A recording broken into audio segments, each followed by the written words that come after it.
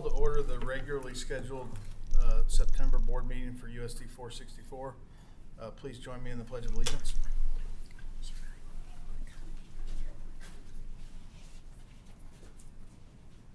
Pledge allegiance to the flag of the United States of America and to the republic for which it stands, one nation, under God, indivisible, with liberty and justice for all.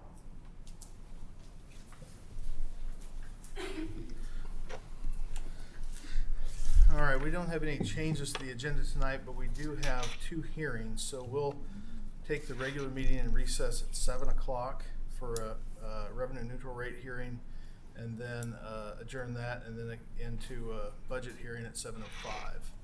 So do I have a motion to approve the agenda? Make a motion to approve the agenda. Second? Second. All those in favor, raise your right hand. Opposed, same sign, motion carried. Moving into reports. So item 1.4, presentation on the open enrollment policy adoption from Cody and Moore. Hey guys. Good evening. I'm going to kind of talk through this. To be honest, I don't know as a board how aware you guys are of what this is going to look like operationally, and so I'm going to start there, and then we can get into this specific policy, JVCC. But just so you guys know what this will do, this has been enacted by a legislature. It's become state law that we have to have JVCC by January 1st. This will be the first time and the only time that we have to go through this process of approving JVCC to add to our board policy. What that is going to set up for us operationally, that will occur annually, is based on this policy.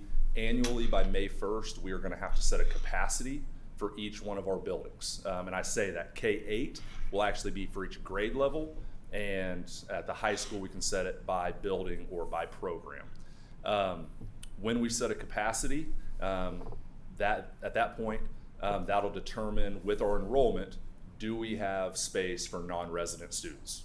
And so that's essentially when we set a capacity, that will dictate if we have space for non-resident students.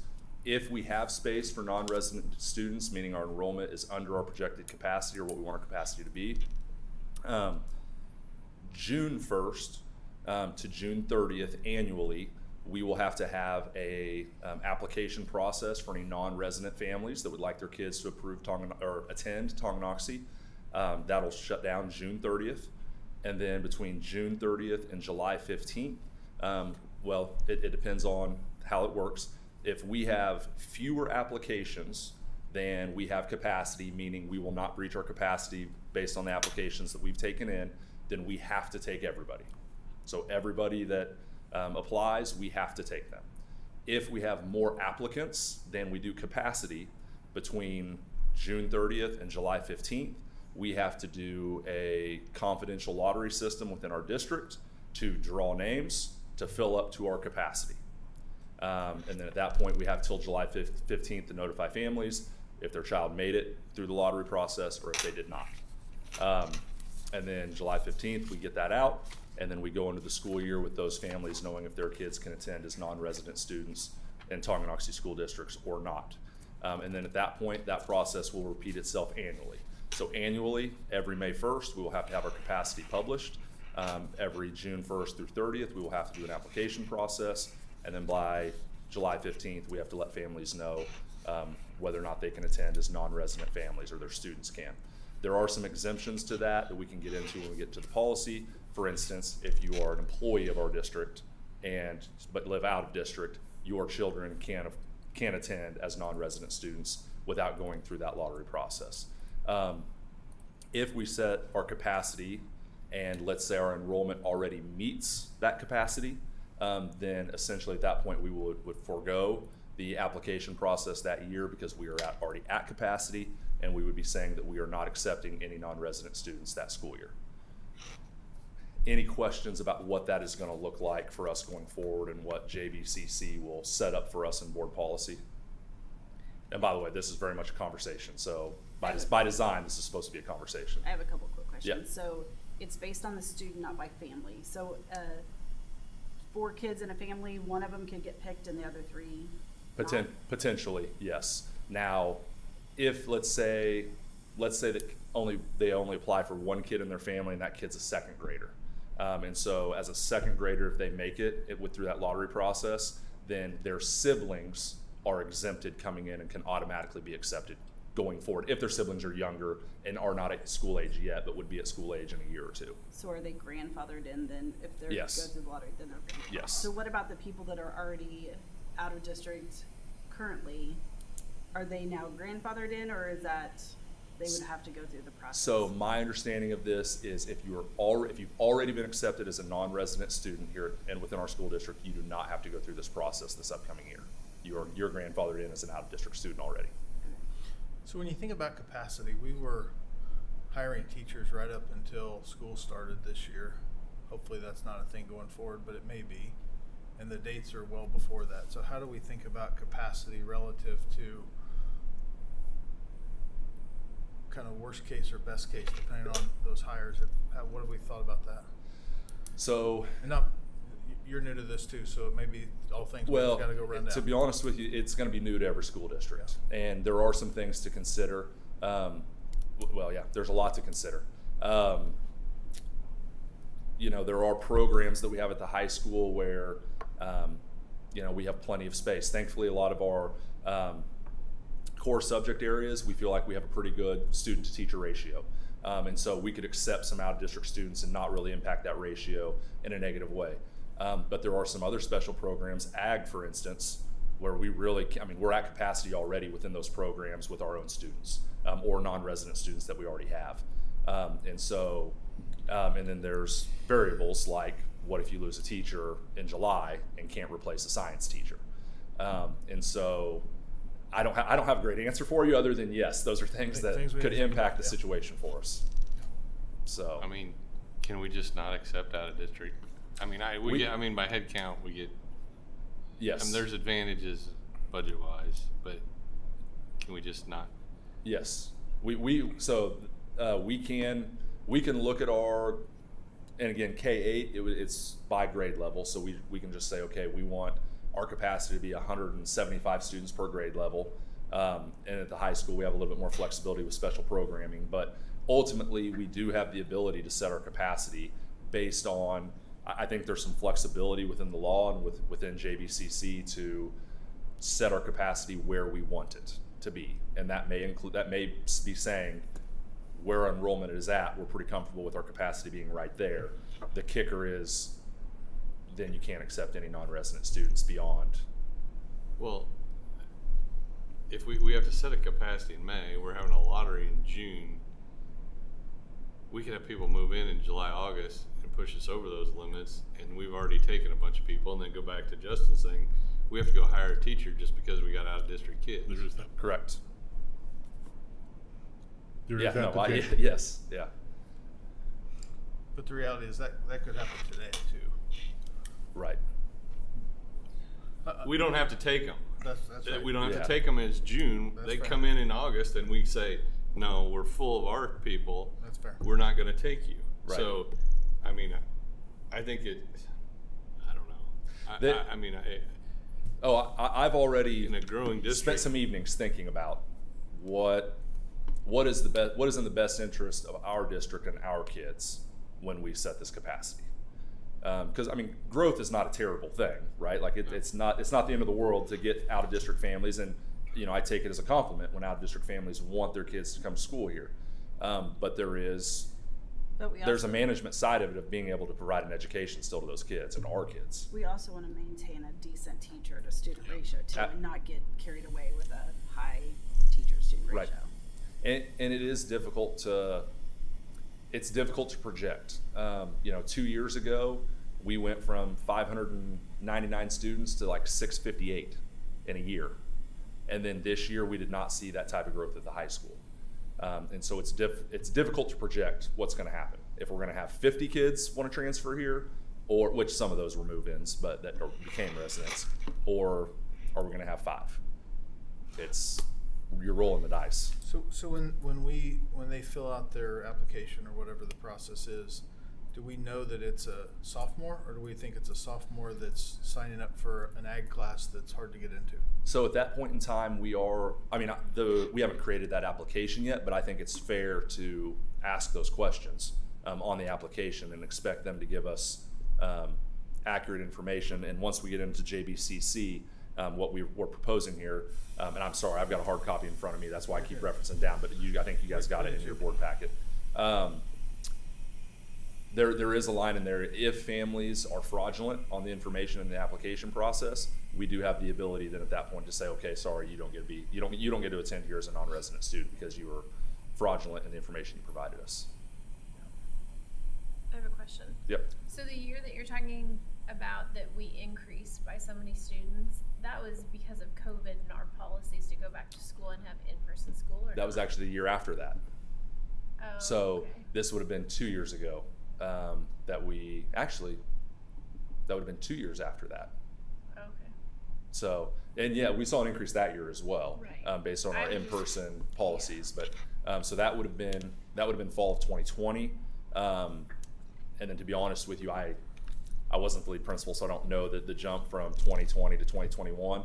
But from 2021 to 2022, we increased by over 50 students at the high school, which is it gets tight when you increase by over 50 students. You do start looking at, do we have enough room every hour for every kid?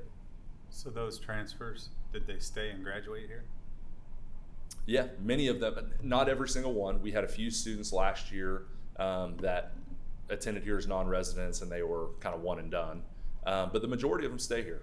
We have very few families and students that either enroll here as non-resident and don't like or enjoy their experience here at the school. Slightly off. Does it affect graduation rate, or is that tied back to the school they came from? Well, once we accept them as a student, so once they enroll here, so every student essentially has a serial number with the state of Kansas, Right. and as soon as we put them on our enrollment, they are our student. Unless another school takes that, Ton, you could probably speak better to it. You're in charge of that reporting, but You're right, yes. Yeah. When the student comes to us, they become our student, and then when they leave here, if they enroll in another district, then that district Yeah. would assume the graduation rate. But if But if- they leave and never enroll anywhere else, then they're still ours. yeah. So is that a part of your questioning too, are you intending to finish, or is this, like, I can It- see people moving from a bad situation Right. into the district, not intending maybe to graduate, and then that also affects us based on our graduation rate. Yeah, no, it's a real possibility. I mean, yeah, to speak frankly, I got burned on one of those last year.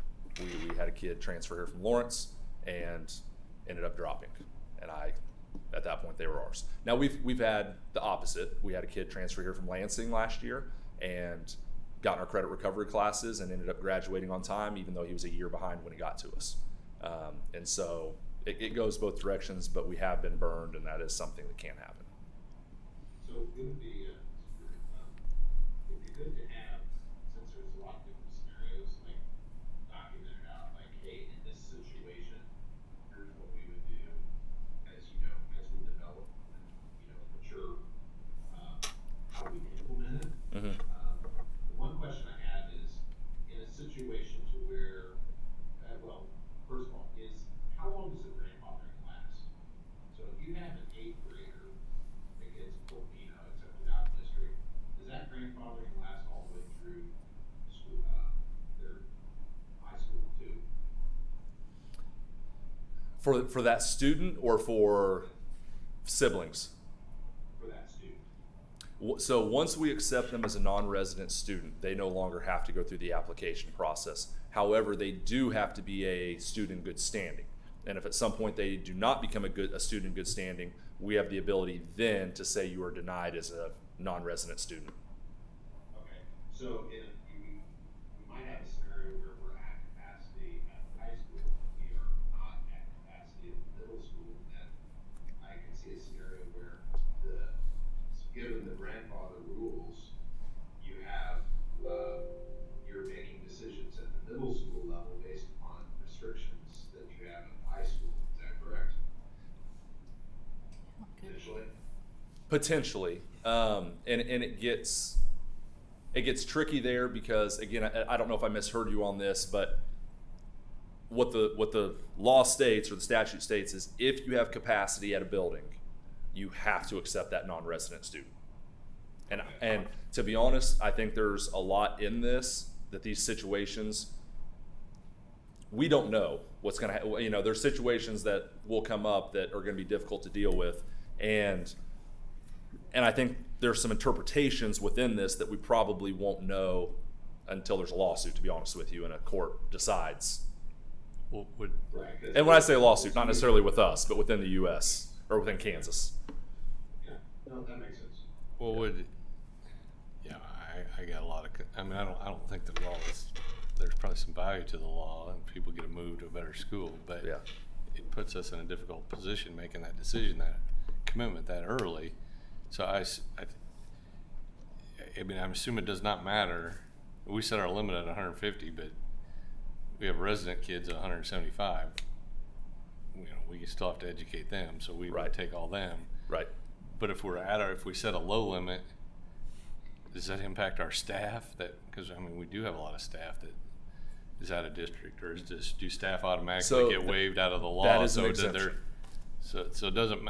But I mean, do we have to create a limit, a buffer, so we can have staff, or if we say no, you only can have 150 in-district students, and we have 150, and our staff's kids push us over that.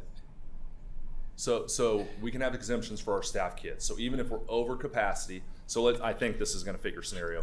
If we're over capacity and then we hire a teacher late but they live out of district, but they want their kids to attend here, we can still accept their kids as a part of that exemption. So that issue we should be able to avoid. But it is, to get to your point, it puts us in a very bad position as a school district. And not just us, every school district in the The state of Kansas. potential is we could be hiring staff very late to meet. Yeah, I mean, Oh, yes. Yeah. I mean, my opinion. I mean, we got to approve the policy, but I would set our. I mean, I know we're a ways from it, but I'd set our limits as low as possible and let other people figure out how to manage the minefields as we. You know, we already have growth in our community, so. Right. And there's districts that are doing that already. Bonner and Baser are two that are already. They already have policies in place where they do not accept non-resident students. Now, we've had a policy, to be honest, our current policy is actually very similar to this. However, our current policy allows us to say no, no matter what our capacity is at, and that's what the state statute is changing. But to be honest, there's already an application process within our district for non-resident students. We already ask them to provide grades, and I already, do a one-on-one meeting with the family and get to know them before we say yes or no. So some of this is already in place for us, but the state's now saying, really, that application process, if you're below capacity, it just doesn't even matter. You have to take them. So, I started with that just to give you guys a base idea of what it's going to look like operationally, right? Like, this is a one-time thing that we have to do right now to add JBCC, but beyond that, every year, May 1st, we have to set our capacity. Every year, if we're below capacity, we have to do an application process June 1 to June 30, and then by July 15th, we have to let families know where we're at. So that's kind of what this will look like going forward. If you guys are good with it, we can kind of dive into what JBCC will look like, so you guys can see what the actual board policy will look like. Just so you guys know, there is part of JBC that'll be a part of this. So JBC in board policy right now is enrollment, and part of that for us is our non-resident enrollment. And so there's a portion of JBC that we will have to redline with the approval of this because they will contradict each other. And so part of our board policy in JBC will get redlined, and then we will add this as JBCC when you guys vote to approve it. And those are being addressed in the June board policy updates. Those are in the JBC and JBCC are both in the June board policy updates, which is what Drew was referring to a month ago. Okay. Is that correct, Drew? Yes. Yes. So I kind of have to do it all together, but, so question on the setting the capacity, is there any, procedures outlined in the policy about how to go about setting that capacity, or is that a procedure that's up to us to craft? No, there is a procedure there. There's some language here within JBCC that we've put together that gives us some guidelines there. But to be honest, it's exactly what you would imagine it to be. It's looking at your student to teacher ratios. It's projecting your community growth. Again, at the high school level, looking at special programming to see if anything like that, special programming could limit your capacity. And so there's no secret formula there. It just is laid out to look at what you would look at to see how many students you can manage within your school building.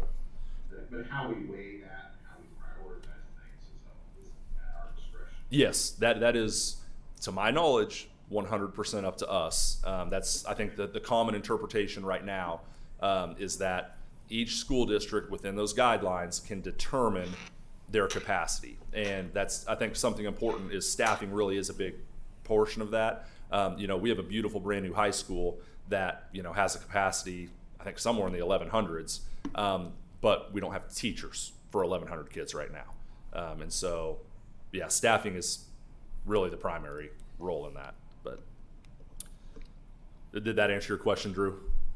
Yes. Okay.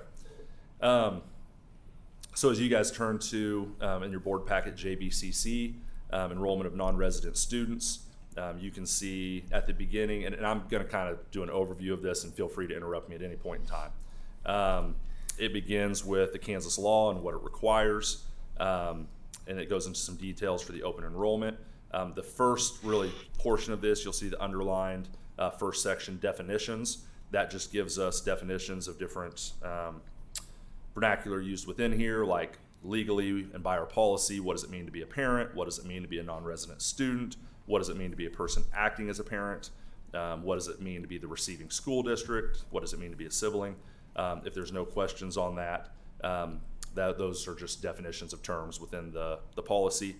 If you get to page 2, JBCC 2, you get to the next underlined section, which is determining capacity for non-resident enrollment. And Drew, this is what you were just looking at or referencing to know if this was in here. So this kind of sets the structure for us as a school district to evaluate our own circumstances, take a look at where we are within our buildings, and make that determination of what is our capacity. Again, what it reads through here, you guys can see that first section of bulleted items. There's 3 items there for K through 8, which is present classroom student to teacher ratios at each grade level, projected enrollment shifts based on resident student population, and then maximum capacity of classroom and associated learning activity in common area spaces.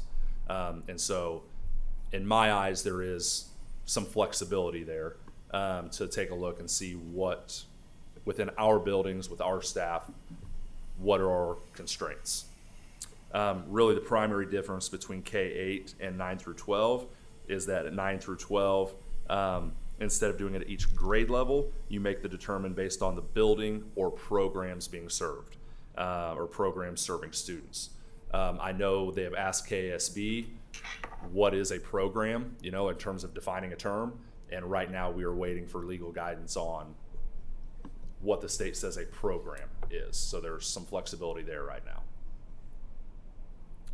Any questions? I know I don't want to spend too much time and bore everybody, but you may have read through it already, but that's what's going to be. This is, again, what we're looking at proposing for us to approve. And so are we good with that language for determining capacity for non-resident enrollment? Did this come from KSB, or did we help create some? I mean, there's the law, the KSB, and then Much of we this- mold some of this on our own. The format of this really has been provided to much of the state by KASB, by Greenbush, and by ESDAC. Yes. We're not. I know we're not approving the policy tonight. I'm kind of struggling. I need to digest that. I'm still struggling with the whole idea how we tell a parent in June, because we don't even have people that enroll their kid until the day or day after school is there, so we don't even know. We don't know how many we're going to have. Period. I mean, I think crazy. I think every administrator in the state is saying some of the exact same things This that is you are nuts. saying right now. I Is mean, it just really. doesn't make sense, and ultimately, unless you're under capacity. If you're under capacity, then you have to accept everybody, but then you have some flexibility at the end to do what you want. But ultimately, the only way to have any type of control is almost to just set your capacity almost where your enrollment's at. But then you can't accept non-residents after that. It's okay. So, I mean, that would be unfortunate, but I think the other side of the headaches are just gonna be unreal. And you said that it is an option to say we're not gonna accept any students. Our It- policy is to not accept out-of-district students. so again, we have the ability to set our capacity, and if our capacity is to some degree at our enrollment, at that point, legally, we do not have to accept anybody after that. No. But the issue would be, you know, if you get a great family that wants their kids to come to school here, if we've already set our capacity as where it's at, that's our story, and we have to stick to it, and we have to stick to, okay, we're not accepting out of district or non-resident students. But how Seems do we pretty make that? simple to How me. do we- They can move to Tonganoxie and be part of our community. Agreed. Yes, yes. Agreed. That is the simple answer. If you move here and become a resident, then you get to go to school here. Fair You're right. enough. You're right, Chris. That is a simple answer. But how do you know what your capacity is? Because you might have had 150 fourth graders come May when school was out, and 50 of them moved away, and you could plan. I mean, I don't know how you plan. If we had, Any of it. if we had that much Well- of a negative though, we'd probably be glad to have the kids. So if we you- we so if would, you but set I'm the- just trying to use extremes to. So if you set the capacity about where your previous enrollment was, any significant downside you probably wouldn't care about. You'd probably want every kid. Right. But if you take the extreme the other way, let's say it's at 150, and we know that's what we have capacity for, or let's say we're at 150, but we actually think we have capacity for 165, and so we fill up to 165, and then all of a sudden they open a new wing at the battery plant and actually become operational in DeSoto, when we get 15 families that move here, and suddenly we have 175 kids at that grade level. 10 kids in an elementary classroom is a lot. Or that's what I've been told, Stephanie. So. And the philosophy on this and or the way you set capacity could change year over year. We have the flexibility every May 1st to determine what our capacity is, and I think that is the intent there, is that your circumstances could change annually. So one philosophy might be to set the capacity pretty low in year one, see how this all pans out. Possibility. I think a lot of school districts will probably lean that way. Set it low or set it high? Set it low, so that your hand isn't forced later with a flood of out-of-district kids wanting to, because another thing is, just to speak plain, I mean, you don't know what the needs of these students are either, and you can get a flood of students that have a lot of needs that we may or may not be able to accommodate. Well, and if we know that Baser's not accepting out of district and Bonner's not accepting out of district, we could be one of the few schools that is, and there could be a flood. Yeah.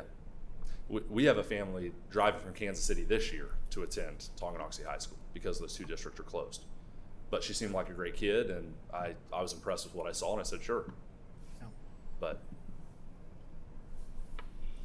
you have the ability still to do that. You still have the ability to decide whether they're going to come here or not. not with this policy. We have had that ability, but what this policy will do is essentially, the only thing that matters is your capacity. If you're under capacity, you have to accept them. If you're over capacity, you can't accept them. And then once they've been here a year, they have to maintain being a student in good standing. If at some point they're not in good standing, which we'll get to later in JBCC, or what we put together here, then you have the ability to say, okay, you can't come to school here anymore as a non-resident.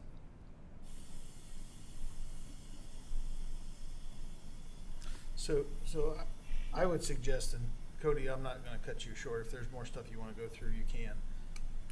I think there's a lot of permutations on this, and probably we all need a little time to absorb it. Yeah. And maybe fire over some, what about this, what about that scenarios. Yeah. And again, I'm not trying to cut you short, but we can probably have this conversation all night. Yep. So the only thing I'll say, I agree, and we've kind of gotten off track. We've gotten to a lot of things that were probably more of a before May 1st conversation, but we do have to, or you guys have to approve this in the December board meeting, or at least before the December board meeting, because we have to have this in our policy by January 1. And so getting back to JBCC, and I don't have to go through it all, but just so you know, the next section there, we get into priority for filling open seats, and some of those are the exemptions that we talk about in terms of like if you're a staff kid or if you're military or if you're a foster kid, there's some exemptions in there. Beyond that gets to prohibitions regarding open enrollment, and then transportation. We do not have to transport non-resident students even if they're approved. CASHA eligibility is in here. This state statute has nothing to do with CASHA eligibility. So if they don't move here, there's not a bona fide move, they would still be subject to CASHA policy where they'd have to sit out a year of varsity competition. And then the last section is non-resident student continued enrollment, and that is the section where we get into essentially what it means to be a student in good standing. On the last page, there's some bullet points there that we have put together, and again, they kind of align with what KASB and Greenbush have put out for us with guidelines. The one thing I'll say there, some of the bigger ones are they have to maintain 96% attendance. 96% attendance falls within the truancy rate. If you fall below 96% attendance, then you are truant, and so that's why we picked that percentage. And then there's also if they failed multiple classes in the current school year and they are not on or they are not on track to graduate with their cohort class, and then also if they've had multiple office referrals or long-term suspension or expulsion, those would all be reasons for us to say, okay, you are no longer a student in good standing, and so you do not have the right now to attend here as a non-resident student.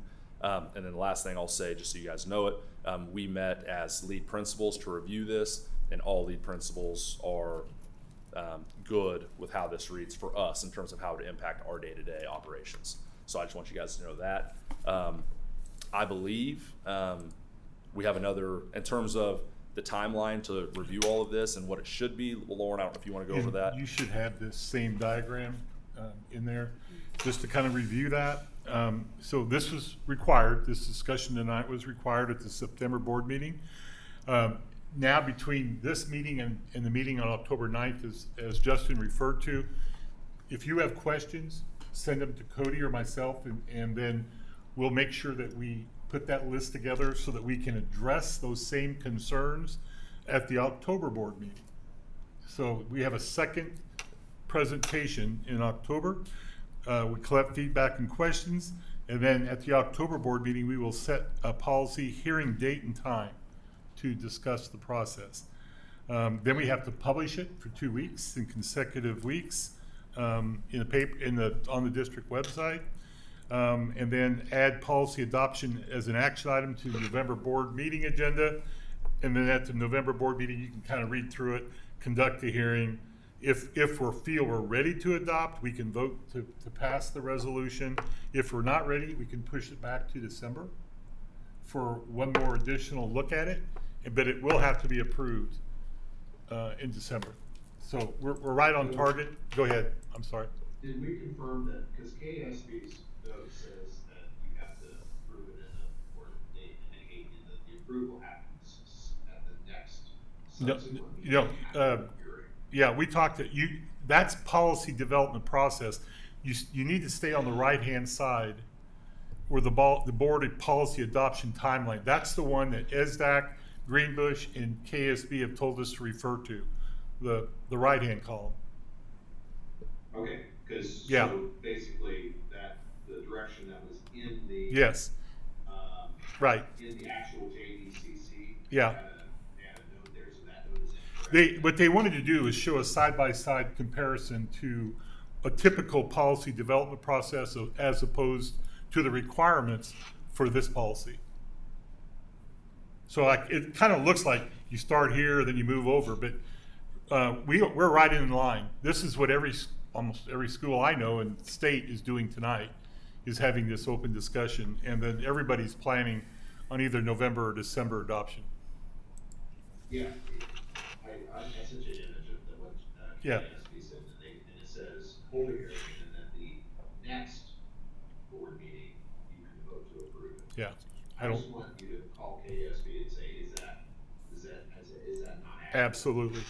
No, we've gone over this. I don't even know how many meetings we've had with Greenbush and ESDAC, Chad Hennings, and he keeps saying, just stay on the right-hand column. and you'll follow the right procedure. But I'll call KSB to verify that, Drew. Is there such a thing as early enrollment, where we could encourage families to enroll sooner than later to have a sense for what enrollment looks like in a subsequent year? We can do kind of a pre-enrollment, but as far as official enrollment would have to take place after July 1st because of the fiscal year. So that might be a good tool to give some sense as to whether that capacity is. Discount on fees. Okay. Any more questions for Cody? Thank you. Thanks for Thanks, digging Cody. into this. Yep. Yep. All right, quick time check, 6:35. Next item is 1.5 TES updates from Ms. Blazo. Good evening. Ours won't be quite as in-depth as that, so give you a little bit of a brain break. I have Shannon Harrelson. She's one of the new assistant principals at the elementary school, and Matt Bowers couldn't be here this evening because he's in leadership training, so he's at Greenbush this evening, though he wished he could have been. So, Mike, back oh, to is that better? maybe, yeah. Okay, sorry, I'll talk a little bit louder. So tonight we just wanted to give you an overview kind of how we wrapped up last year and some things that are going on this year at the elementary school. We're really excited about how the year has kicked off, and it has been a very positive atmosphere and culture, and very appreciative, and it's just been a really good start to the year. So we'll just kind of roll through our presentation and feel free to ask any questions. So we've set some building goals. As a team we met and we have aligned our building goals into what the district goals are looking like, and so we have those for you this evening. And those are culture. This is a big focus for us this year. TES will focus on culture for the upcoming 23-24 academic year. We will improve retention through teacher appreciation, connectivity, and support initiatives. This will include monthly staff activities, continued recognition, and support. This will be accomplished through scheduled interactive activities, regular opportunities to socialize across grade levels, and academic support through our instructional coaches.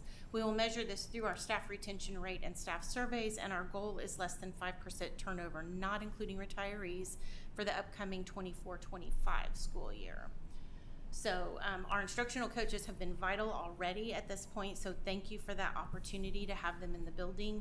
They have been in classrooms helping our new teachers with instruction. They have held, they call it Coke with the Coaches. After school, we had a large turnout for that. We have New Teacher Thursdays where they're able to come in and get some training, new teachers are, and even veteran teachers are able to come into that if they'd like to and share strategies and ideas and thoughts. So it's been a very collaborative process, so we appreciate that. Our second goal is rigor. We are working to improve academic rigor by continued support of student and teacher academic needs. This goal will be accomplished by continuing to utilize letters training. So we have our K through 3 staff is in their second year of letters training, and our 4th and 5th grade staff are in their first year, as well as several of our new teachers are first year, and we actually had some teachers come to us outside of other districts who had year 1 already under their belt, so they just jumped in with our year 2 teams, which has been great. We will accomplish this, like I mentioned, by continuing letters, transitioning to the science of reading for all grade levels, and we've adopted CKLA. That is going well in the classrooms. Teachers are utilizing that with fidelity, and also holding staff to high academic expectations for all students by teaching to grade level standards. We're utilizing again the instructional coaches to assist in implementing those high impact strategies. Those are some of the PD opportunities that they're going to provide during PLCs.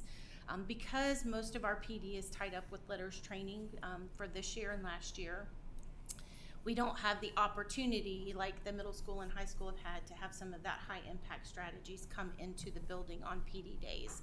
So we're utilizing some of our PLCs to provide that PD training so teachers can understand and implement those strategies in the classroom. And this is measured through classroom walkthroughs and evaluations. Sure. All right. Our other one is academic success. We will continue to work toward academic excellence for all students. This will be accomplished through instructional coaches, again, consistent data collection and collaboration to discuss student progress. TES will be implementing a behavior management system to ensure a productive learning environment for all and provide opportunities for students to participate in academic instruction. And this will be measured by student growth in MAP for both ELA and math. 90% of students will show growth. 55% of students will meet their projected growth. 80% of students will be on grade level in math and reading. And this is an increase of approximately 5% growth over the current academic data.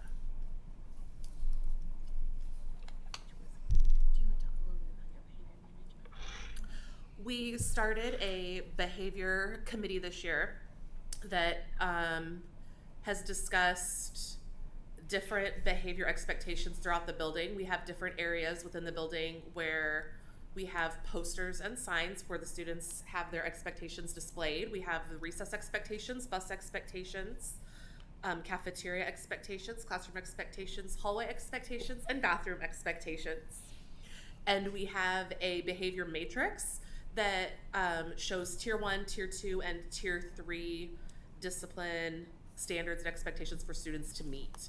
Our behavior team meets, we're looking at monthly right now, maybe twice a month, to discuss that student data and how we can continue to bolster student success and student achievement and student behavior by pointing out the positives and highlighting what is going well with our students.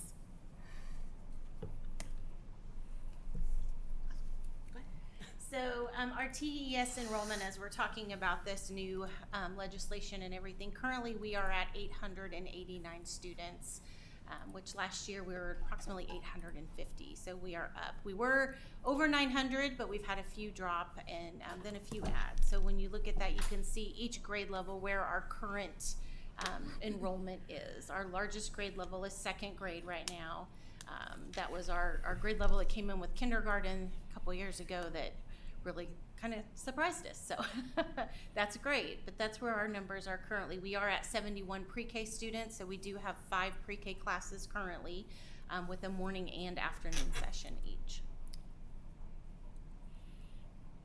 So we started talking over the summer as an administrative team about ways to look at data, and we always look at growth data, which is great. But then in conversations with Casey from the middle school, we kind of started saying, well, what are our grade level percentages? What does that look like? So in looking at MAP, there is a way to calculate how many of our students are at grade level, considering their linking study and what that looks like when you compare it to state assessments. So when we looked at that information, this is the data that we were able to gather from that.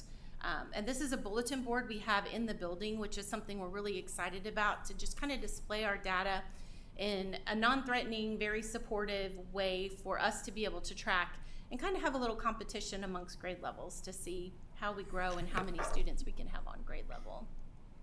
So our numbers are looking fairly well. We'd like to improve those, obviously, but having 58% of our kindergartners in math on grade level ready to go to first grade, and these were last year's numbers. And then again, 45% in reading. You can see in fourth grade, our fourth graders, which are now our fifth graders, they were 57% of our students were on grade level, and 52% of ours for math and 52% for reading. So you can kind of look through those. And again, our goal is 80% of our students to be at grade level on this report. Is there like I don't know, state average or something we can compare to, just to say, you know, we're above or below? Or That's a great question. I could reach out to NWEA and see if they have those norms of what that would be for on grade level. So it shows us like a number of students, and then we take that and divide it and get the percentage. So we could see if there's a national normed reference for that.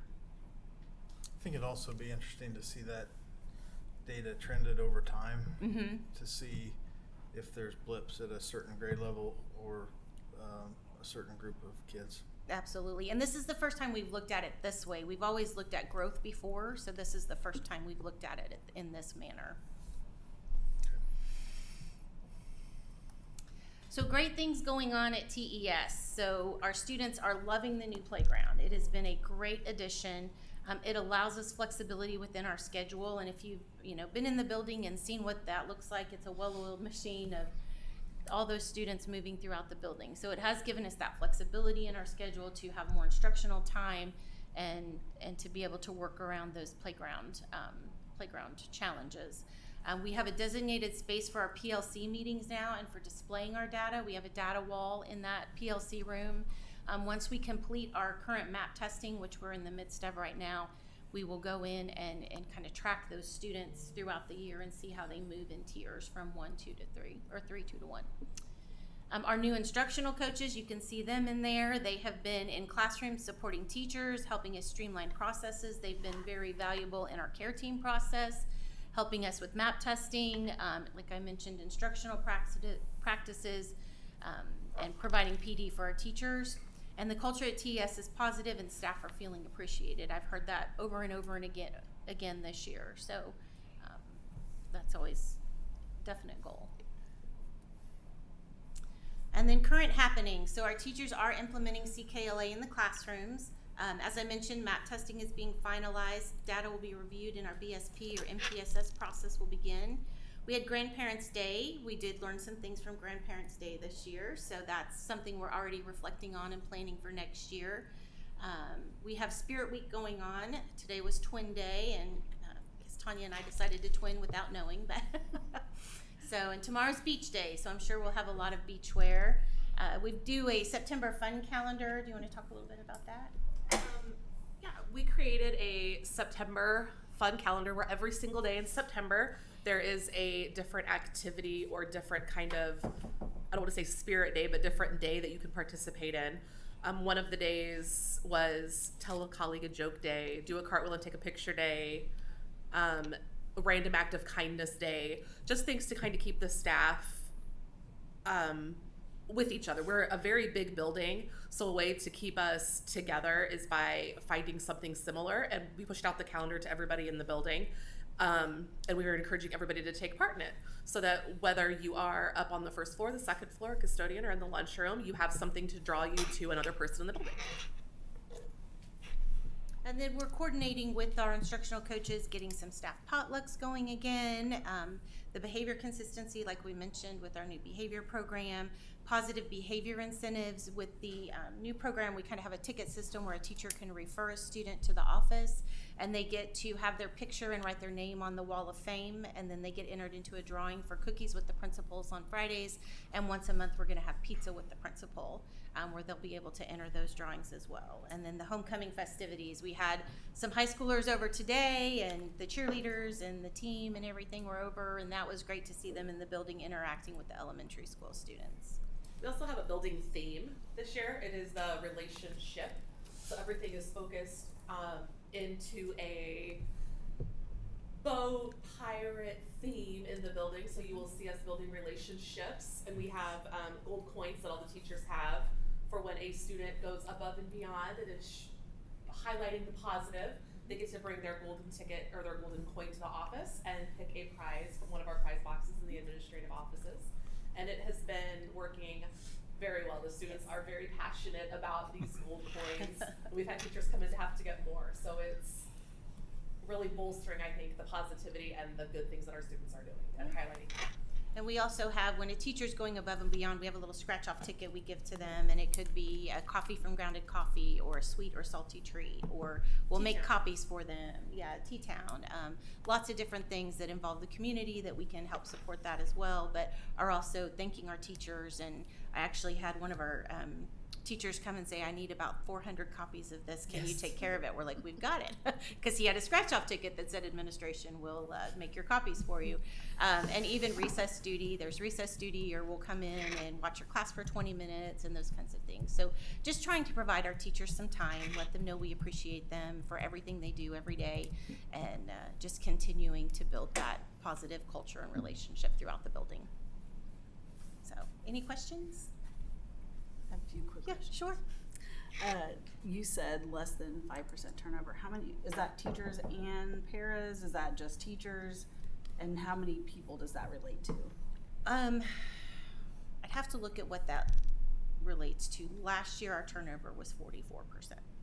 So when we look at that, we want 5% was a pretty lofty goal. My personal goal is 0% outside of turnover or outside of retirement. So, but that's where we were last year. So we knew 5% was a lofty goal. I don't know a total number of what that is, but I could Is that calculate something that for you.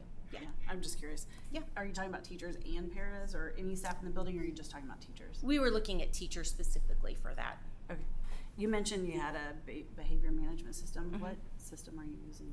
Are you So we've kind of just taken several things together and just put together things. Our behavior committee is what was really going to develop that whole process, but these are things that we've started with. so it's not like BIST. It's not BIST or it's- PBIS or you- anything like that. We've just you're kind of creating taken your own. some things here or there that we know worked in other districts and areas, and so we just kind of put those together, and then our behavior committee is going to work on what that may look like in the future. So we wanted to get something rolling so we could get the year started, and then the committee's going to be vital in developing that process.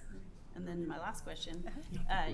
the data you were showing about on grade level. Mhm. So you said last year's percentage goal was 80%, but this year's percentage is No. 55? This year's goal is 80% of students will be on grade level. We didn't have a goal for that last year, but this year's goal is 80% of our students in each grade level will be at meets grade level. So what was the 55%? Maybe I missed. That's just where they were last year. Oh, okay. Yeah, that data that was up there is where they wrapped up the year at. So, but our goal is to have them all at 80% or above on grade So level. what about those students who are performing already at grade level? Mhm. What's your goal for them? So, I mean, we're still doing extension activities with MTSS and those types of things and providing those project-based learning opportunities for those students. We haven't really set personal goals yet because we have not finished up the MAP testing. We're working on that. So once we finish up MAP testing, then each student will set a personal goal of how they want to grow and what they want their percentages to be. Because I know you kind of threw out the growth, but I think you still need to really focus on some of that growth, especially for those kids who are already on grade level. Mhm. We want to push them farther Right. and farther, not Right. just be okay with them on grade level. And Right. So it would be nice to have some kind of goal, I guess, that for those kids at least. Yeah, and I think the personal goal setting for that comes into play in that area. When we were just looking at overall building information, that's kind of where we landed with the 80% of all of our students will be on grade level for each grade level.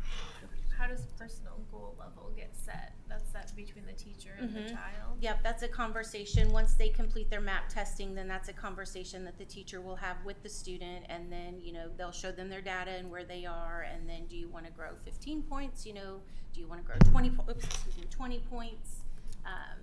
Where do you want to end up percentile-wise? And it's just a conversation for them to have something to work towards. So you're talking personal growth only related to the MAP testing, Currently, yes. right? Yeah.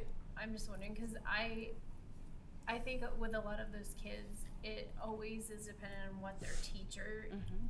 does. Like if that student goes through your building, Mhm. every year is so different how challenged they are, and it's always dependent whether the teacher is willing to do the extra work to get them extra work. So, Right. I think that's what you're talking about is how you can make sure that's more consistent, right? Yeah, I just want to make sure that we're not okay with them being all Just students just here. being at grade level. Right. Like that's not okay. Right. There will always be kids above. There will always probably be kids Absolutely. below. Our goal is for them to at least be grade level. Right. But we should be encouraging those kids that are at grade level to be really excelling above that. Absolutely. That's Right. just We gonna want our make them more students who are prepared. scoring a 3 on state assessments right now to promote to a 4. Like we Right. want to show that progression as well. But this is just the data that we've looked at for this last year and what that looked like. So as we were building our building goals. And I was just saying, I would encourage you to have a couple goals that Mhm. have some for showing growth, but also for saying that we want at least 80% on grade level. Right. Right. And I think that was in there. Let me just go back and make sure. So 80% of students will be on grade level in math and reading. And you have 55%, sorry, I saw the 55 will meet their projected growth. Right, right. So 90% of students will show growth, because when we look at MAP testing, they say only 50% of your students will make that. So when we're looking at that, we're trying to set the bar higher than what MAP would recommend. I'm fine. So, and each year we expect that to increase. So, any other questions? Any other questions? No? Well, Thank thank you you. for letting us come this evening. We appreciate it, and you Thank all have a you. wonderful rest of your evening. Aaron, would you like to start, or would you rather wait until? How much time do you need? Let's go. Let's do it. Go ahead. Yep. Okay. Oh yeah, you guys just. Hi. Hi. Okay, he goes. Huh? Go ahead, get that done. So I think, Aaron, this is gonna be your last presentation. So, Jim. Ooh, thank you. I think there's more to this. I Yeah. understand that Amazon. stayed Amazon lost somewhere. your gift. But anyway, after No, 3+ years, Amazon problems. thank you for everything. Thank you. Everybody. Thank you guys. Yeah, no, I was just gonna start by really just saying thank you. I first met, I think, all of you, right? I think it was December of 2019. So it's been a long time. And it's honestly been an honor and a privilege to get to know you all, get to know the community of Tonganoxie, see what you guys have done with this school,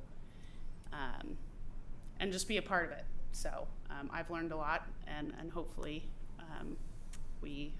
myself and our company have been able to be an asset to you all. So with that, I don't have a lot to share. Obviously, we are all wrapped up with all the current bond projects, and I just kind of wanted to share. I spent the last few weeks going through. This is a report that I send to Lauren every month, showing all the invoices that come through and tracking all of the budget for the entire $51.4 million bond issue. So there are still a few outstanding invoices and things coming in. The fence project's still finishing up that I tried to account for. But just sharing here in this bottom line that as of today, this is the remaining contingency, remaining funds in that $51.4 million project. So just kind of wanted to compare that to last time we talked about overall bond savings. This is back from, I think, April. So at that time we were saying there's 6.4 million, and that was without some of the projects that were going on this summer. So out of that, the number I just shared included the playground, the fence project, and all the summer CTE and West Campus work. So really pretty close to in line with what we were expecting there back in April.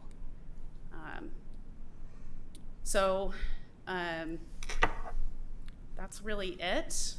And I guess I just wanted to end with saying that this is really a result of everybody.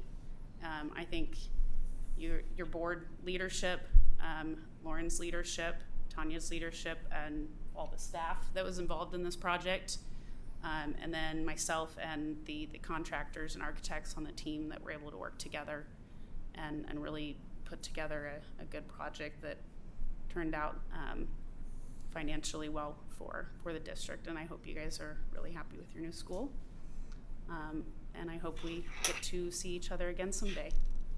So, Thank you. Thank you. anything else for me?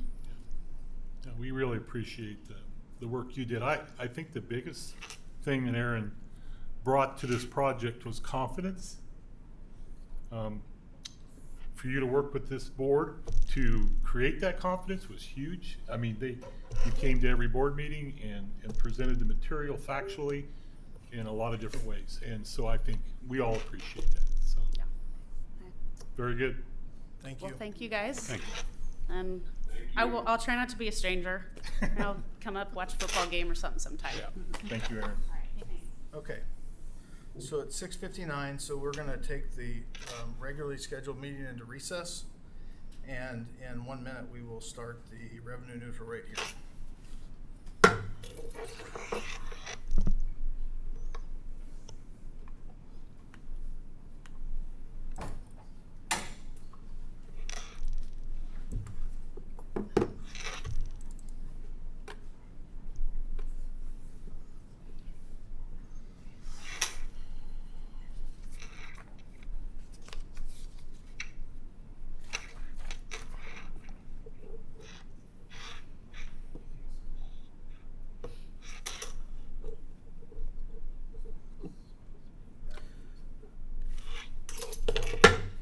right, I'd call to order the revenue neutral rate hearing.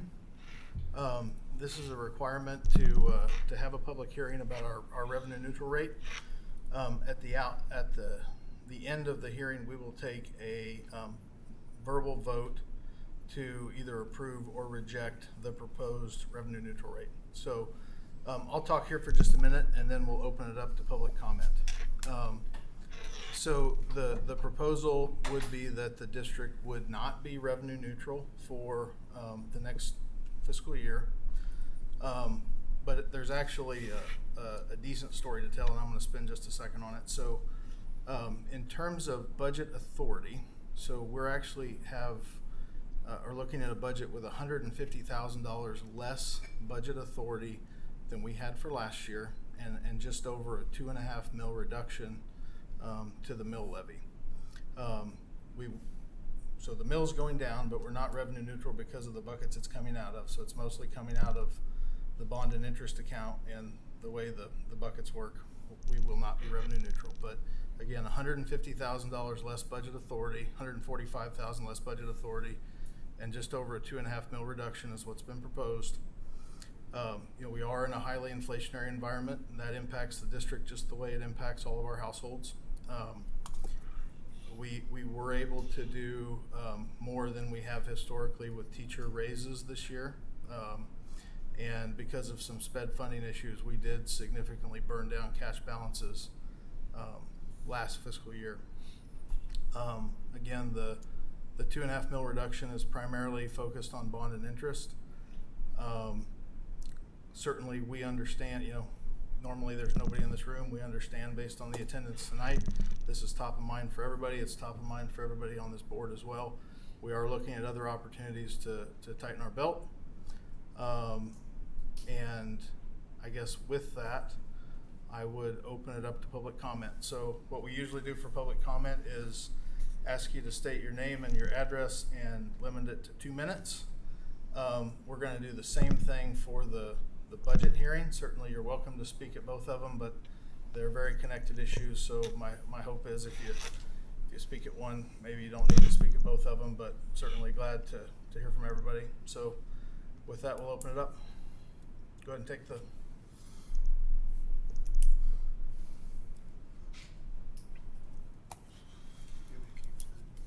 First of all, I want to thank all you folks for doing what you do. Probably getting very little recognition, and if you get any pay, not very much. And it's I've lived in Tonganoxie since 1998 at 18500 206th Street. Had a stepson and a son graduate from Tonganoxie High School, so I appreciate what you're doing. One thing in reviewing what you have here, I invest in some bonds every now and again, and normally when you buy a bond, when you sell a bond, the interest rate for that bond is set. So if the interest rate for that bond is set when you sold it, why would you need additional funds to cover that bond unless there was some shortfall in planning or something else to finance that bond? And why would that not come out of something else? That's perplexing to me, and I really don't understand it. Perhaps somebody can explain that to me, because it doesn't make sense. Some of this stuff has already been answered by these things. It would be nice if some of this data were actually posted on the board's website, as opposed to having it handed off. And it might be a very good opportunity for the automation club or the accounting club or somebody else as an extracurricular activity to put that stuff out there so that the citizens within the Tonganoxie School District could review those things and perhaps speak more intelligently than I have tonight. And last thing is, I see one of the expenditures is for the Recreation Commission. I coach for the Recreation Commission in basketball and soccer, not very good at soccer. And why is the Tonganoxie School District being asked for funds? Well, that's what this form seems to implicate. I see you shaking your head. Yeah, but that's what that's just flow through. Okay, well maybe you guys can explain that a little bit better later. And the only other thing I would say, I know we don't want to get into But the Code 99 is posted on our website. It is required. Everything on the table is on our website. I looked for it today and I did not Could see you? it. Okay, but it has to be. All right, On the business. Yep. that's Yeah. time. Thank you for your commentary. Say again? That's 2 minutes, but thank you for. Okay, sorry. No, but you're good. Next person.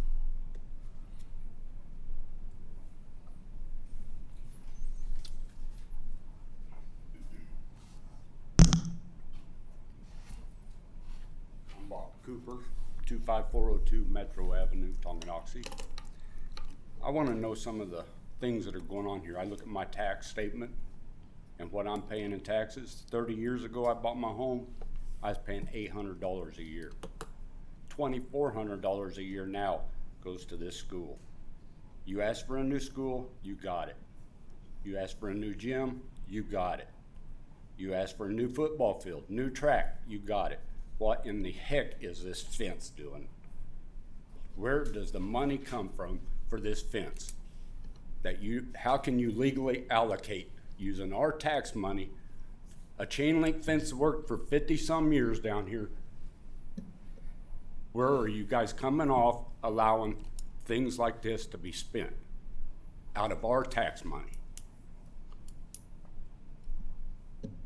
And I'd like an answer. It's really not how this works. We hear everybody's feedback.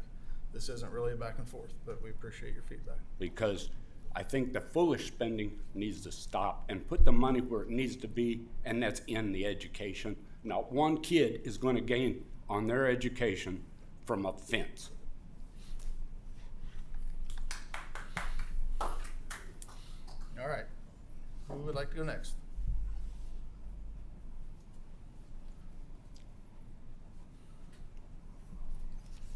My name is Karen Armstrong, and I live at 20809 225th Street, Tonganoxie, Kansas. And I was here also wanting to know about the allocation of the money. When there was vandalism to the school when it was being built, I kind of want to know who reimbursed that vandalism for everything that was done so they can finish and complete all the construction. I know that they caught the people who did it and they're supposed to pay restitution, but I do feel like some of our tax money went towards that to finish and complete the project, and I don't feel that was right. I do feel like the schools should have had some kind of insurance policy, and also the construction crew and also the people that vandalize it, their parents or whoever's insurance company should have been paying for that instead of taxpayers' money. So I'd like to know, why our tax money went towards something when the school got vandalized so badly during the construction process that it doubled almost in the construction cost. So I feel like the money was allocated and not, made to the public about how much of that money went allocated for that vandalism that was caused. Thank you. Next.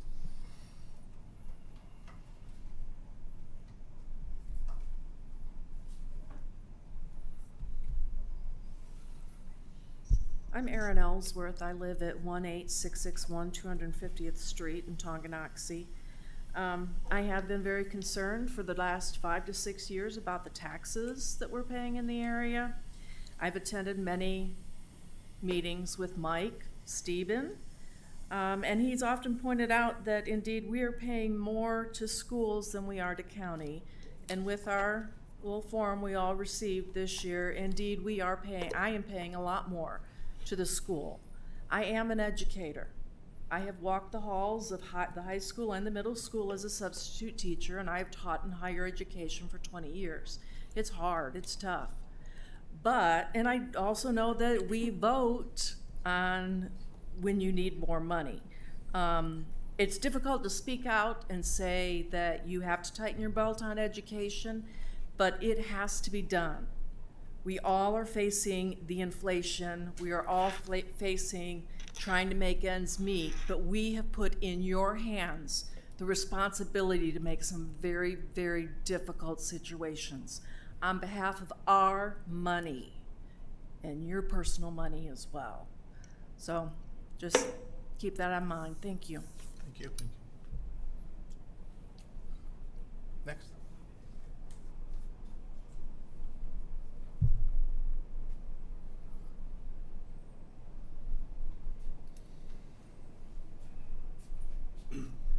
Wally Bronner, former educator, taxpayer. I got a copy of the budget here a while back, and I just have a question about what this at-risk category is. That 2 years ago was budgeted 700 grand. This year, 1.4 mil. Next year, $2.3 million. What is at risk that is costing us that much money? Go into that at all, or- We can, but we can do that separately. If you want to meet with Tanya and I, we can explain that to you, but Is it due to a lack of special education money that came from the legislator? no.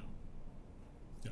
But if you want to visit with me sometime, I'd be glad to visit with you. At-risk is funded both federal and state, but that's quite an federal and state increase. funds. Factor of 3 in 2 And years. it's state required, but I'd be glad to visit with you about it. You find my number, you've got it Yeah, somewhere, give me a yeah, sure, call. sure. Okay? Okay, thank you. Next.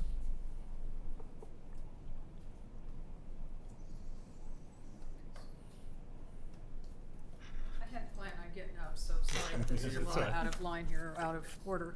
But, so I'm Teresa Loving, and you may know me, I don't know, because I sent you an email, right? Yes. So I'm gonna regurgitate just a little bit Yep. about what I sent to you, but Teresa Loving, 23225 207th Street, in Tonganoxie, Kansas, of course.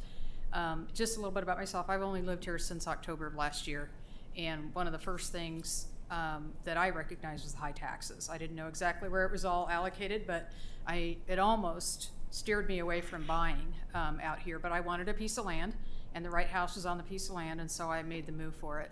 But I had some struggles with the taxes, and I started hitting up some of the commissioners in the area just to get a little bit of information, and then I learned how much was going to USD 464, and I was a little disturbed at that.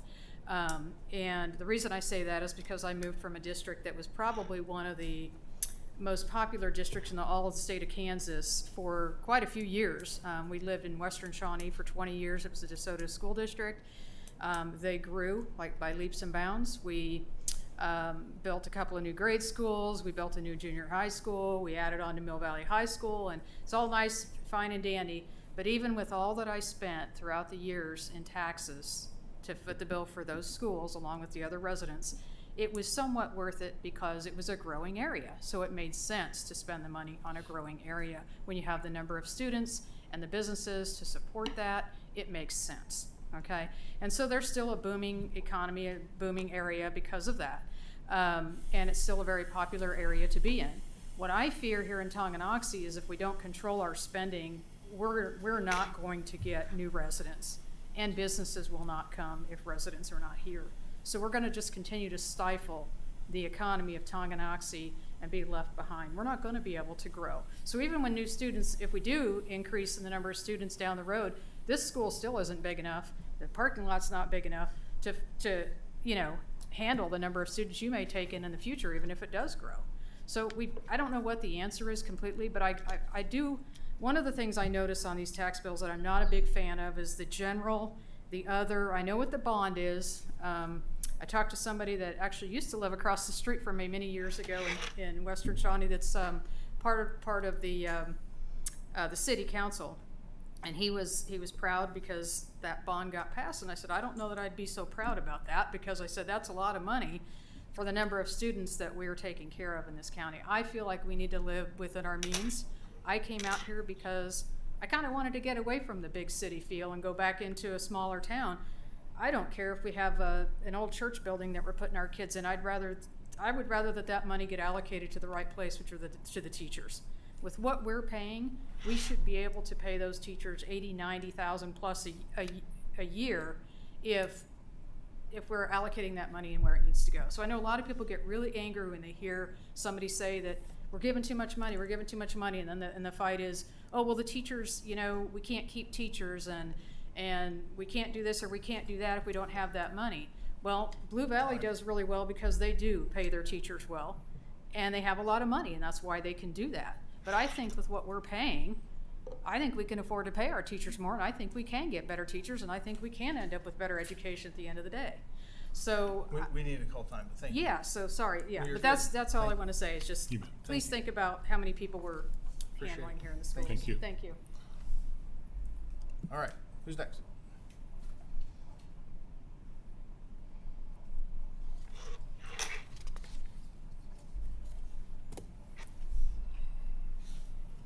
Andrew Burke, 2015 Rock Creek over here in Stone Creek subdivision. Basically, the reason you're meeting tonight is because of Senate Bill 13. You have to vote on this tonight. And you have to vote whether it's revenue neutral or it's exceeding revenue neutral. It's the whole point of you guys coming here and having a hearing. The hearing's because of transparency, because the state legislators felt that there needed to be transparency in these tax raises and budgets. Obviously, some of the folks here are bringing up the point that they don't understand the budget, but it should be transparent to them. So they should be able to understand it. So that's on the boards, and it's on the people who create the budgets to make it understandable. It's our money. To be a good steward of the taxpayer, you have to make sure the taxpayer understands where their money's going. So Senate Bill 13 was passed in 2021. Now you have to have an open hearing, and you have to put out all the information, and you have to vote in front of these people who are your constituents as to whether you're going to raise their taxes or not raise their taxes. So I'm not saying you have to raise your hand, but who's in opposition of raising the taxes? If you are, then I would raise my hand so that they know that you're here for that reason. If you're not, then by all means, that's fine too. But this is all about transparency. It's all about, as one person already mentioned, that we have people that may not come into the county because it's too expensive. We have people in the county that can't afford to live on a fixed budget because it's too expensive. So you're losing citizens that have been here for years. The backbone of your community is starting to leave because they cannot afford to pay their taxes. So these are things that you need to think about, and I know you have, and I appreciate what you do because obviously you volunteered for these positions. But good steward of the tax dollar. I did it in the federal government for years. Sometimes the budget just has to be thinned down, and I know that's hard to do. But take that into consideration as you make your vote here, because if you vote to go revenue neutral, you can explain that to your constituents. If you go beyond revenue neutral, they're going to have a lot of questions to ask you as to why you did that. So please, thank you for your time. Thank you. Next.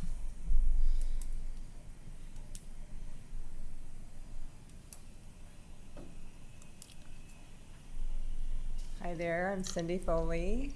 We have a senior here at Tonganoxie, and I live at 18730 Ward Parkway in Tonganoxie. One thing I'd like to applaud is the increase of 12% for instruction. You know, I think it's been hard for everybody to lose some really great teachers. So I'm glad to see growth there. I'm glad that you've made room for that growth by decreasing in other areas. One question I've got, granted, I don't know all the ins and outs of how the bonds work with the new building construction and all that, but it looked like there was $5 million left from the bond, but I see a 35% increase for capital improvements, and so it would be nice to understand how the bond money wasn't sufficient for capital improvements. There are probably limitations on that money potentially, but that's a question I've got is why the big growth for capital improvements when we've got such a beautiful facility now. Thank you. So.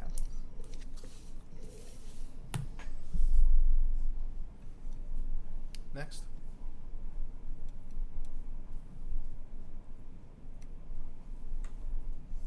Okay. So I guess before we jump into it, just to reiterate a couple points. So based on the buckets, we will vote to not be revenue neutral tonight. However, in terms of total budget authority, we are actually asking for $145,612 less than we did a year ago. So based on Senate Bill 13, we will not be revenue neutral, but we have less budget authority to spend money than we did last year. And it's because of the buckets, and we won't go into it, but I think it is important to note. So the resolution is, be it resolved by USD 464 that the 2023-2024 budget with a levy of property taxes exceeding the revenue neutral tax rates calculated for the 2023-2024 as adjusted pursuant to KSA 792988 is hereby adopted. And we have to do a voice vote. So I will vote yes. Jim? Yes. Kaya, Yes. Stephanie, Yes. Chris, Yes. Karen, Yes. Drew. Yes. Okay, so the revenue neutral rate resolution has passed 7-0, and we need to sign this. I'll get it for Audra. With that, I think we can adjourn the revenue neutral rate hearing, and then we'll call to order the budget hearing. The way the budget hearing works, it's very similar. We'll open it up to public comment about the budget. Obviously, the revenue neutral rate and the budget are linked. So if you've already spoken, you're welcome to speak again, but it's kind of one issue. And then the budget will actually be voted on during the action item part of the regular meeting. So with that, I'd open the budget hearing up to public comment.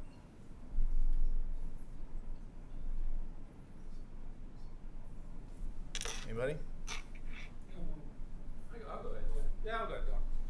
Hey, Mike Doyle, 21848 187th Street, Tonganoxie. As y'all are tracking, there were some comments made. I think you talked earlier about the inflation rate.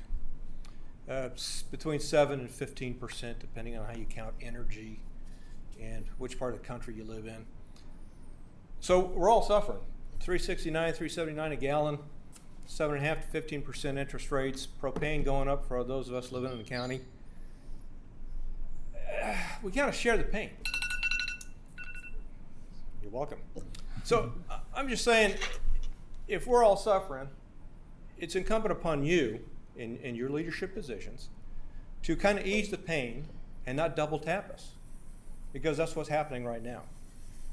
When the county raises our property taxes 16, 17, 18%, on top of the inflation, 7 to 15%, on top of the gas and everything else, we're all hurting.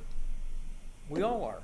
I'm just asking you guys, maybe the county government needs to suck it up a bit instead of us. Thank you for your time. Thank you. Any other comments? Oh, come on up. Sorry for coming up the second time. You're good. On one of the sheets on the handout, I spoke earlier about not understanding why there was $883,972 being given to the Recreation Commission. That's on this sheet. I did not see it in this particular sheet, so I guess kind of the question is the school board giving the Recreation Commission almost $900,000? So It's a pass through. They set their rate. It flows through us the way it's set up. It's on our budget. I mean, they have their own budget They pay here. for it. We're the authority. They set their own mill rate. It hits our budget. We give them the money when it flows through. We're just the vehicle. That's the way it's designed by the law. Okay. All right, other comments? Come on up. It was not my intent to originally speak. The only thing that I would ask is some of the sentiments that are said within this group, and I'm Jamie Lawson, I live here within the city. As we have commercial infrastructure brought out to the new business district and we get revenue off that, it's my understanding that although there is a tax relief for the city, that the school automatically gets a lump sum by the business district. And I would ask that as we look for next year's budget, if this one's already going to be set that we've voted on, budget that in for next year. For instance, if we get a $300,000 revenue from the Hills Dog Food Plant, that we look for future cuts next year and we start thinking about reducing those. I personally appreciate every single person that's in here, have a relationship or have had conversations, and some of my grievances are truly from a lack of understanding of budgetary items that is a constant chore for me to understand. So I get the struggles that you guys have had. You guys have allowed me to have conversations with you. I'm not picking on you, and I don't see anything about you guys that is generous about volunteering your time, because it takes a lot of effort to do that. But I think the sentiments raised in here are such that this reflects conversations of those who didn't show up tonight, because this conversation has been heard within the community time and time again. We don't understand why our taxes are going up. We know that the school district is a lion's share of a stakeholder that does that. I agree with this gentleman back here, is that when you search for what those expenditures are, if there was an easier way to take a look at it, again, it may be a lack of us participating and really searching down, but to be able to look at that. Again, many thanks, but I know the $300,000 or $400,000, whatever that revenue is that we're going to receive from the Hills Dog Food Plant, if we are going above cost neutral for $150,000, can we look at that revenue that should be coming into the district, that the school district does, and say, hey, how do we use that to start moving back and create a small habit that maybe over years' times will get some relief. Thank you. Thank you. Any other comments? So I would like to thank everyone for taking the time to come out. It's very important. It's part of all of our civic duty. And certainly, while this is not intended to be a back and forth, I know that I speak for myself, and I think many of the board members would be happy to have individual conversations. I'm sure Lauren would as well. So we will adjourn the budget hearing and then resume the regular September meeting with, I think, consent agenda. So do I have a motion to approve the consent agenda? I move we approve the consent agenda. My second. All those in favor of approving the consent agenda, raise your right hand. Drew? Aye. Opposed, same sign. Motion carried 7-0. General public comments for the September meeting. Do we have any? No. Okay. Move into reports. Lauren? Very short report, and you can see I just have the 4 items. One of the things that we are doing in Leavenworth County's superintendents is developing a more rigorous Leavenworth County superintendent meeting. It's being hosted by the superintendent at Leavenworth. He's doing a great job. We are inviting local legislators to come to our meetings to discuss a lot of the things that are of high concern for the school district and the county. We feel very strongly that we need to involve our local legislators in some of these discussions. And so listening to some of the comments tonight are very important for me, because we need to share those, with our legislators, because they're very important in making changes that we need to see. The other thing is Becky and I attended the USA Kansas Communication Forum. It was very, I think, helpful for especially Becky, but just how we help share our story of Tonganoxie and the things that we're trying to accomplish here in the school district. And Becky's done a great job of bringing a higher level of social engagement, a better website. I think is much improved. You can see that it looks very professional, and it's much easier to maneuver. The other thing I want to talk real quick, I've had several meetings with United Methodist Church on the after-school program, and I was asked by a board member that I need to share the facility policy we presently have and how that might affect going forward with giving them approval to start an after-school program in November, and I will do that tomorrow. Then lastly, we had a very, very strong professional development meeting on September 5th, and that was the SRP Standard Response Protocol, and all of our staff participated in the school safety. And what we're trying to do is really streamline our protocol in all the buildings district-wide. And it was very, very beneficial for me, and I know the people that attended.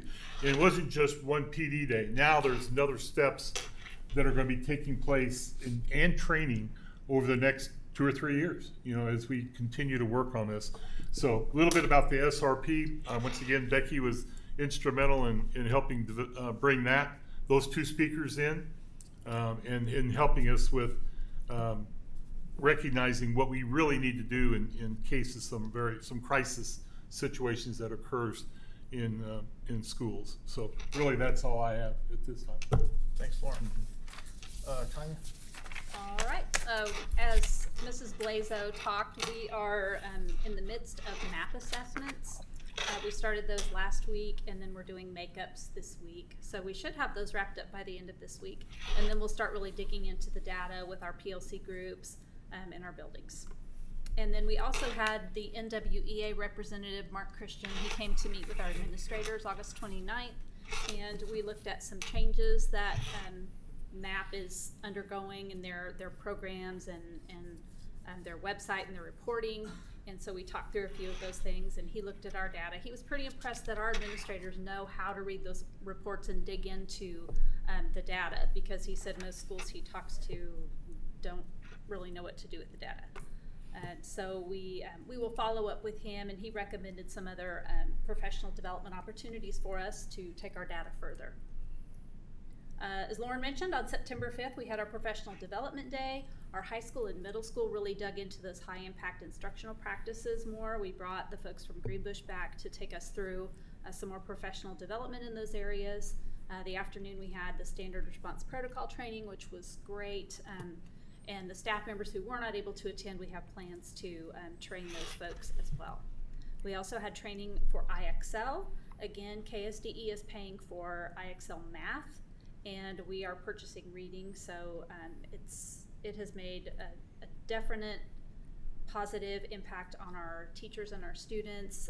Students are seeing a lot of success with that. We ran a pilot last spring, and it showed some good results, so we're excited to keep working with IXL this year. Also with the letters training, on September 5th on our Professional Development Day, we had a lot of our teachers in the elementary some time to dig into more the things that they're implementing in their classrooms with letters. And then they worked on standards-based report cards in 3rd through 5th grade and moving those up. Also, the strategic planning, I wanted to provide an update for you. We have a draft strategic plan that we've written. We will be meeting with our admin team on September 25th to dig through mission, vision, goals, work. We've got some samples, and we're ready to roll with that and come up with our final. Then we will present the full draft to the board in October, and we can have some discussion on anything we need to change or adapt, and then we can approve that in November if we're ready to do that. That's it. Any questions for Lauren or Tanya? I have a question about the MAP testing. So if I'm right, I think that the high school at least did MAP testing when they came back Tuesday, Wednesday, right, from the holiday? Yes. So how do we decide when we're MAP testing and when, like, what the schedule is? Because I know that some students were not very excited about going back and MAP testing after a holiday because it takes a while to get back. And I feel like I agree with them that maybe you're not getting the best results when you're coming back from a 3-day weekend. So the MAP, NWEA sets specific time windows of when you can give the test, and they're pretty broad. We try to give the assessments toward the beginning of our school year as close as we can, but we have to have all of our students in the system. And this year was a little tricky because we're going to the automatic uploads from Skyward so that we don't have to hand import all of our students. So about the time that we gave it was about the time that we could start giving it.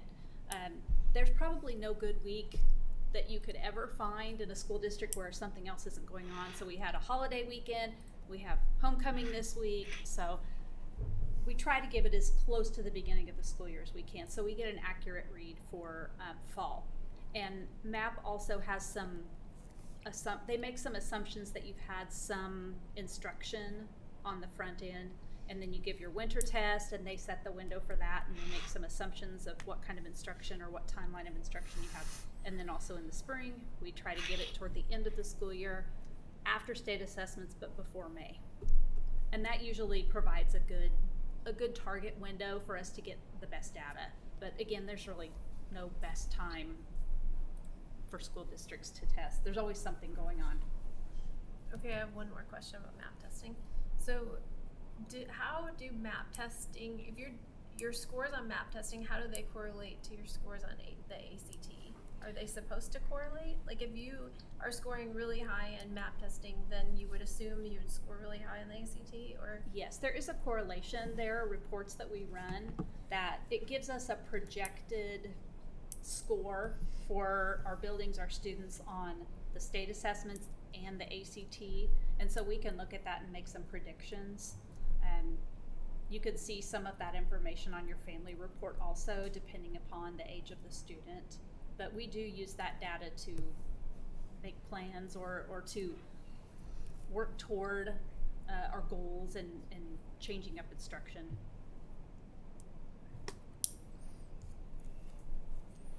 Okay. Any other questions? All right, so the next agenda item was R&R hearing, which we did based on the time, and then we did the budget hearing, and then we would move into action items. So action item 7.1 is a resolution. We have to reauthorize a local option budget percentage. The percent authorized is 31.6%. There's a resolution there attached. The language is, be it resolved that the above named school, Tonganoxie USD 464 school board shall be authorized to make a local option percentage in the amount of 31.6% for the 2023-2024 school year. I would move that we accept the resolution as presented. Do I have a second? Second.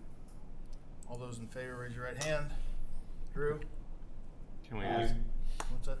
I mean, can we get a little clarification on that? Yeah. I mean, is this the maximum that's by law, or is this tied to the budget? No, that is the state average that if you were to go to the max, it would be 33%. We have not gone to the max. Yeah, I remember. 31.6 is the state average that we're required. Because, I mean, we're at 11.8 LOB plus the 20 from the state. That's 31.8, and the resolution says 31.6. It's that's what the resolution said is what it is. We got it right here. It's 31.